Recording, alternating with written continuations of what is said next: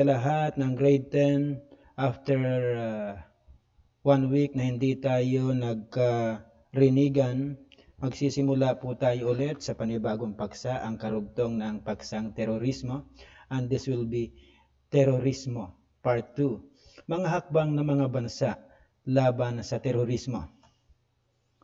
Ang mga hakbang ng mga bansa laban sa terorismo. Umpisahan po natin sa ulat ng isang author na si Kim Kragen.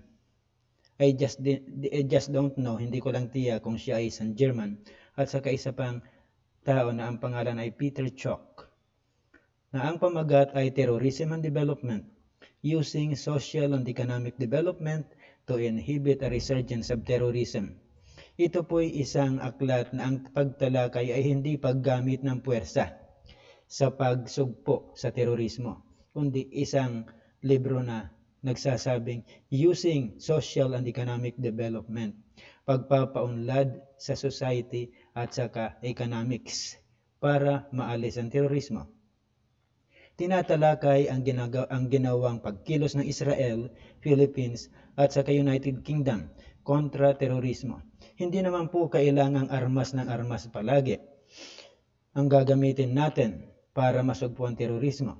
Dahil kung titingnan natin sa tatlong bansang nabanggit, Israel, Philippines at saka United Kingdom, ang United Kingdom napakalakas ng Army at Navy at Air Force nila. Ganon din naman po ang Israel, napakalakas din po nila. Ang Philippines, medyo tagilid tayo pagdating sa military. Kaya hindi dapat po military palagi ang solution. It has something to do with the social and economic development. Ginamit po ng mga bansang ito ang pagpapaunlad ng lipunan at ekonomiya bilang counter-terrorism tool. Gumamit po tayo ng pagpapaunlad lang na ekonomiya at saka lipunan. Sa Israel po, ang Paris Protocol of Economic Relations na nagbibigay sa mga Palestino sa West Bank at Gaza Strip na mga insentibong pang-ekonomiya at pangkalakalan ay ipinatupad kasabay ng Oslo Accord na nagtatag ng Palestinian Authority. Makikita po natin by history na naagaw ng Israel ang isang bansa na dapat ay sa Palestine. Since nakaagaw na sila, naokupahan nila ang teritoryo ng Palestino, kanila na ang bansang yon. Batay lang po yan sa isang biblical text na ang Israel, si Jacob, ang pangalan niya ay the supplanter, meaning mga agaw. Hanggang ngayon po, bearing the record of his name, literal na siya ay mga agaw. Hanggang ngayon po, ang Israel ay nakaagaw ng isang teritoryo para magkaroon po ng katahimikan at hindi palaging military ang solution. Nakipag-usap siya na ibigay ang West Bank at saka Gaza Strip na insentibong pang-ekonomiya at pangkalakalan. Kasabay po ng Oslo Accord na nagtatatag ng isang bansang Palestinian. May Palestinian Authority po. Pagtatatag ng mga programang panlipunan at pang-ekonomiya. Sa Pilipinas po, ang 1996 Davao Consensus na nagtatatag ng Autonomous Region for Muslim Mindanao ay may kakambal na mas malawak na special zone for peace and development. Yun po ang naging isang solusyon natin. Nabigyan sila ng isang rehiyon na kung saan magagampanan nila ang kanilang social at saka economic improvement para sa mga Muslim. Gusto nilang medyo may sarili sila? Okay, go. Doon po sila ibinigay sa region ng Bangsamoro, ngayon ay BARM at hindi na ARM. Sa United Kingdom naman po, ang 1996 Good Friday Accords para sa pagtatatag ng Home Rule sa Northern Ireland ay may kalakip na pangako mula sa pamahalaan ng Britain ng pagpapaunlad ng lipunan at ekonomiya. Matagal na rin pong problema ng United Kingdom o yung Great Britain. Ang Northern Ireland kasi by religion magkaiba sila, Catholic at saka ano ba ang tawag dito sa religion ng United? Anglican. Ayan. O bagamat parehong Kristiyano, still they're different. At nagkaayos sila na itatag ang bagong home rule sa Northern Ireland. Bagamat yan ay kaparati pa rin ng United Kingdom, still may home rule sila. So, it's more on political solution. Number 2 po ay ang pagpapahina ng suporta ng mga mamamayan sa grupo ng terorista. Ang mga terorista po ay hindi makakakilos yan kung walang tulong, pang-ekonomiya man o hindi, o ibang parte, o ibang paraan mula sa mamamayan. Kaya kailangan mapahina ang suportang yun. Ayon sa pag-aaral nina Kim Cragen at Peter Chow, mas epektibo ang paglulunsad ng programang panlipunan at pang-ekonomiya sa pagpuksa ng terorismo dahil sa sumusunod. Letter A. Napapahina nito ang pagsuporta ng mga lokal na mamamayan sa mga gawaing may kinalaman sa terorismo. Nababawasan din po nito ang insentibo para sa mga bagong miyembro na sumali sa mga terorista. Siyempre, ang isang tao, hindi yan basta sasali sa isang grupong nanggugulo kung wala siyang mapapala kahit na ekonomikal lang. Number 3 po ay ang paglalaan ng sapat na pondo upang matugunan ang pangangailangan ng mga mamamayan sa mga target na lugar. Yung mga kinukuha ng mga teroristang yan ay siyempre yung mga may hirap na lugar at saka yung handang ibigay ang buhay para maisakatuparan ang kanilang layunin, kung ano man ang layunin nila sa terorismo. Kailangan lang may pondo sila para ma-counteract yun.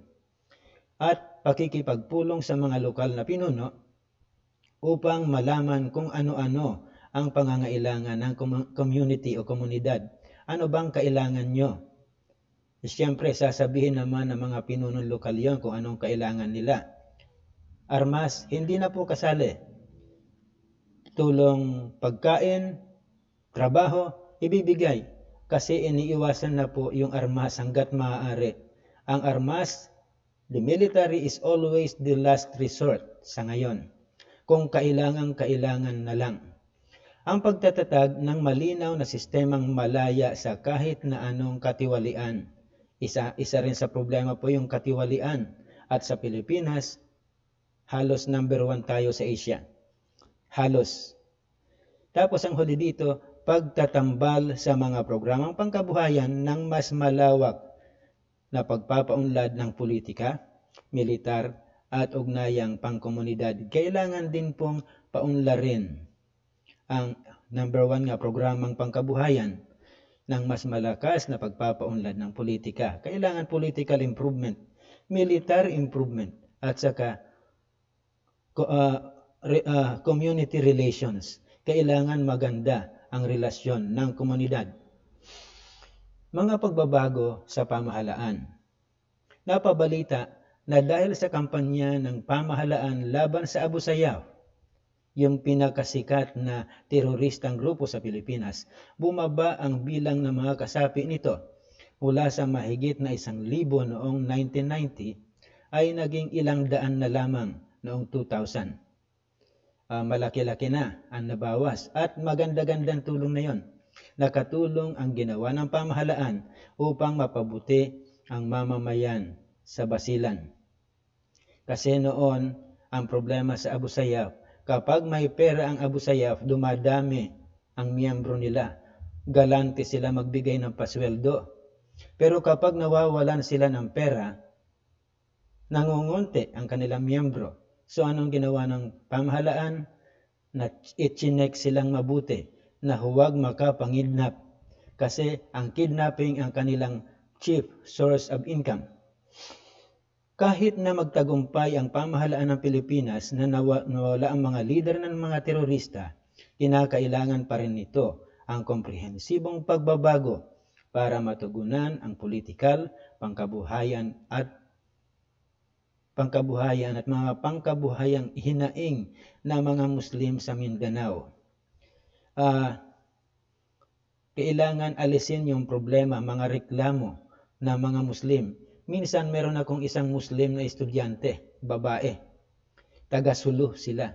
Natanong ko minsan yung nanay, "Ma'am, ano po trabaho ni Mister?" Sa Abu Dhabi yata yon, kung naalala ko pang tama. Bakit po kayo umalis sa Sulu? Ang sarap ng buhay sa Sulu, mga mura bilihin, mura ang isda. Ang sagot sa akin, hindi naman po kailangang isda lang kami mabubuhay. Ang gulo dun eh. So, aalisin ang problema.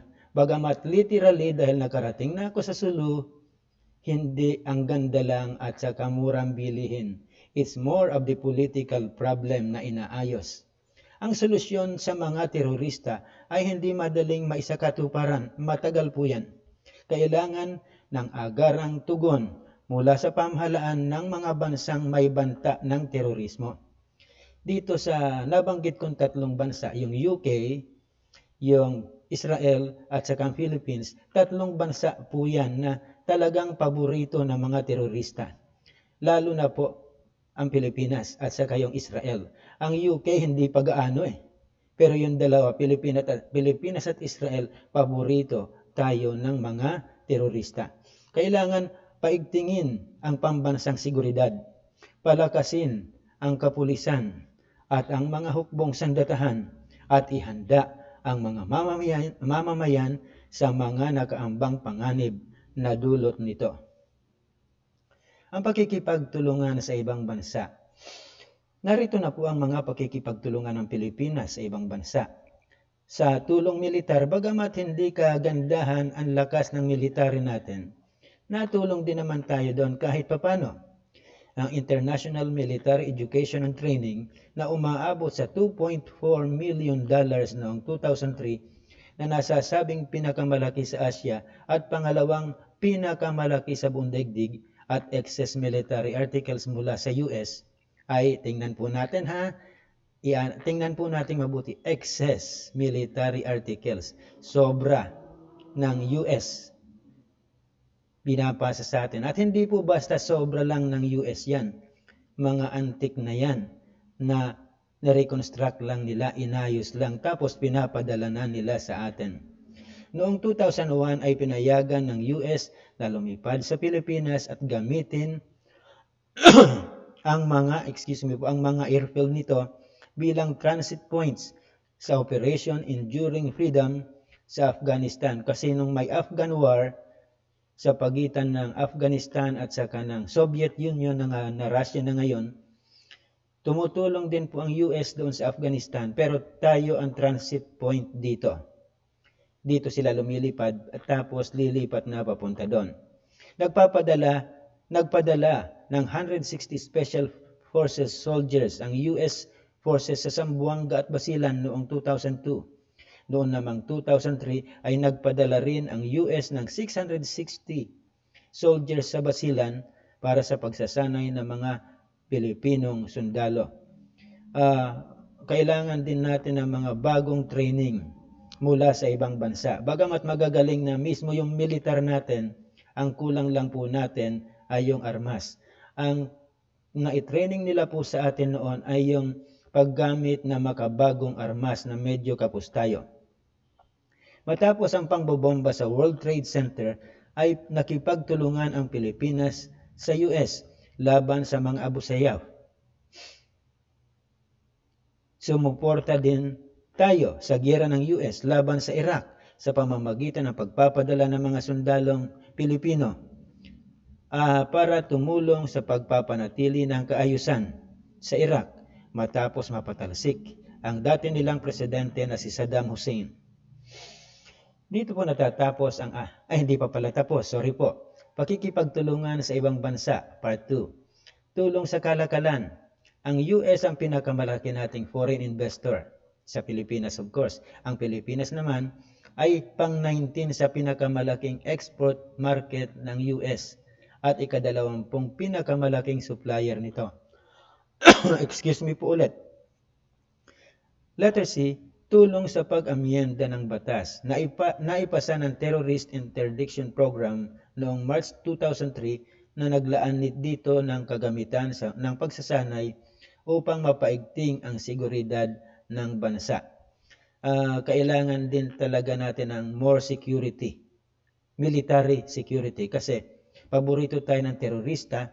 Kung yung mga militar ng Israel at saka yung UK ay malalakas na militar nila, they still train more. Basta mas lalo tayo. Kailangan din natin po yun. At letter D, tulong sa pulisya. Nakasuhan noong 2002 ang 15 miyembro ng teroristang Abu Sayyaf. Nagpatupad ng kasunduan sa ekstradisyon at mga pagsasanay sa ating mga kapulisan. Tiyakin na din po natin na ang mga nahuhuling leaders ng Abu Sayyaf, maging miyembro, ay talagang dapat may parusang nakikita. Pagsasaayos ng prioridad ng pamahalaan. Paggamit ng mga puwersa o lakas, sinasabing kailangan nating gamitin ang mga security forces sa pagsugpo ng terorismo. Dapat lang po. Pero hanggat maaari, sabi ko nga kanina, last recourse na yon, huling parte na. Kung may magagawa pa namang pag-usapan. Kung ayaw makipag-usap, armas na. Paglalaan ng budget. Kailangan ding isipin ang budget ng military just in case gagamitin sila sa pagsugpo ng terorismo. Kasi kapag ang military budget kulang, anong militar ang gagamitin mo? Hindi mo naman po pwedeng ibala lang ang sundalo.